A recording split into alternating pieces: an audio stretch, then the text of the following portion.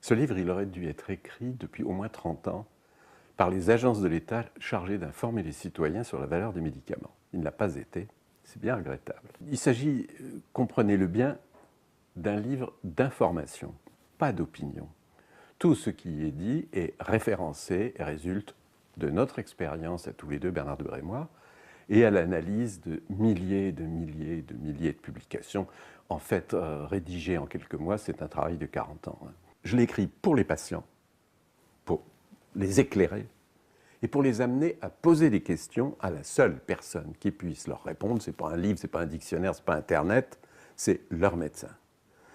Je l'ai écrit aussi pour les médecins, et c'est pourquoi les grands problèmes qui agitent la médecine d'aujourd'hui, l'obésité, le diabète, l'hypertension, l'asthme, le cancer, les maladies psychiatriques, pour chacun de ces grands chapitres, j'ai consacré avec Bernard Debré 10 à 15 pages pour faire le point d'une information scientifique et indépendante de l'industrie. Et croyez-moi, dans un certain nombre de cas, c'est tout à fait à contre-courant des habitudes qui ont été prises sous la pression des services de communication industriels.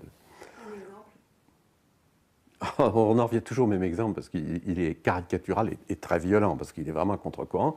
C'est l'exemple des médicaments contre le cholestérol, hein, et en particulier les statines.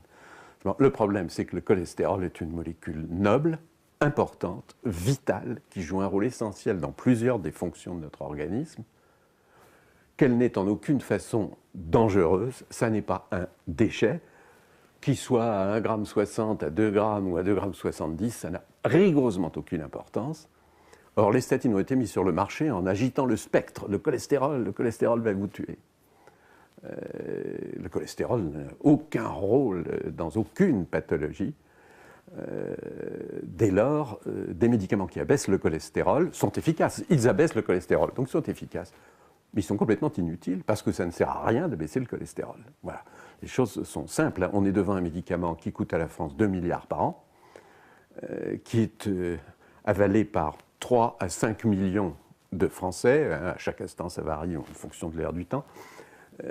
Et qui ne sert à rien. C'est de l'argent jeté par les fenêtres quand les hôpitaux manquent d'argent, les infirmières, la prise en charge de la dépendance, de la vieillesse, de l'enfance, du handicap, plus un déficit de la sécurité sociale, branche maladie, je précise bien branche maladie qui est de 9 à 10 milliards, il suffit de retirer du marché tous les médicaments dangereux, inutiles ou inefficaces. Ce n'est pas toujours pareil, mais je n'entrerai pas dans les détails ici.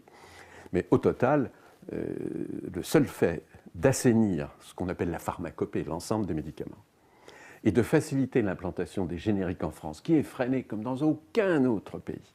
Dans aucun autre pays, il y en a aussi peu, et dans aucun autre pays, on les paye aussi cher.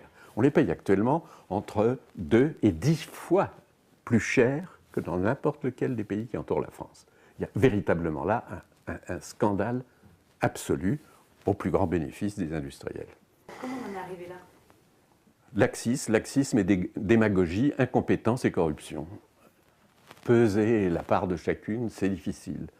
Je crains que ça soit avant tout de l'incompétence, arrosée par la corruption nécessaire, assurée par l'industrie pharmaceutique, pour elle-même se procurer les 20% de bénéfices qu'elle s'accorde chaque année. Ça veut dire qu'en 3 ans et demi, elle double son capital. Et elle le quadruple en 7 ans. L'industrie pharmaceutique est la plus lucrative, la plus cynique, la moins éthique de toutes les industries, de tous les domaines réunis. Et ça se passe dans le domaine de la santé, ça me paraît 2 fois plus grave.